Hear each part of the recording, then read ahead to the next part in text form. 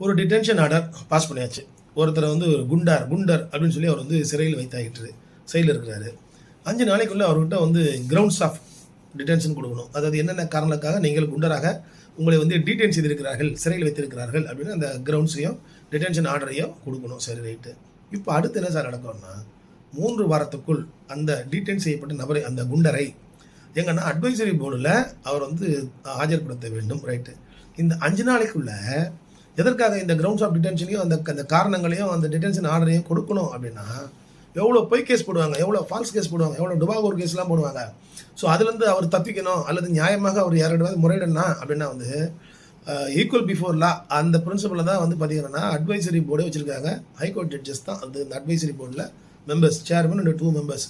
அவருக்கு இவர் பார்த்தீங்கன்னா அந்த 5 நாளில் கொடுக்கணும்னு சொன்னாலே டிடென்ஷன், கிரவுண்ட்ஸ் ஆஃப் டிடென்ஷன் அதை வாங்குறோன்னா ஒரு லெட்டர் எழுதுவார். லெட்டர் எழுதணும். அதாவது சப்போஸ் இல்லீகலாக இவர் வந்து குண்டர் இல்லாதவரை குண்டர் என்று சிறையில் வைத்தால், ஐயா நான் இந்த மாதிரி இந்த காரணத்தை நான் வைக்கப்பட்டேன், இது அந்த கிரவுண்ட்ஸ்லாம் சொல்கிறாங்க, இதை நான் காப்பி எனக்கு கொடுக்கப்படலை, இதெல்லாம் தப்பு, இந்த கேஸில் நான் இன்வால்வ் ஆகலை அப்படின்னு இவர்கிட்ட இருக்கிற ப்ரூஃபோட வந்து அட்வைசரி போர்டுக்கு எழுதுனா அந்த அட்வைசரி போர்டு அதை கன்சிடர் பண்ணும். டாக்குமெண்ட்டில் அவங்க செக் பண்ணுவாங்க. அல்லது நேரிலேயே நீங்கள் போய் உங்களை 3 வாரத்தில் அடுத்த 3 வீக்ஸில் உங்களை வந்து அட்வைசரி போர்டு முன்னாடி உங்களை வந்து ஆஜர்படுத்துவார்கள். அவ்வாறு ஆஜர்படுத்தும் போது இந்த நபர் வந்து நான் குண்டர் இல்லை, இந்த காரணங்கள்லாம் பொய் காரணம்னா அதுக்கான ஆவணங்கள் கொடுத்தால் அந்த 3 வாரத்திலேயே வந்து டிடென்ஷன் ஆர்டரை க்ளோஸ் பண்ணி உங்களை ரிலீஸ் பண்ணி விடுவார்கள்.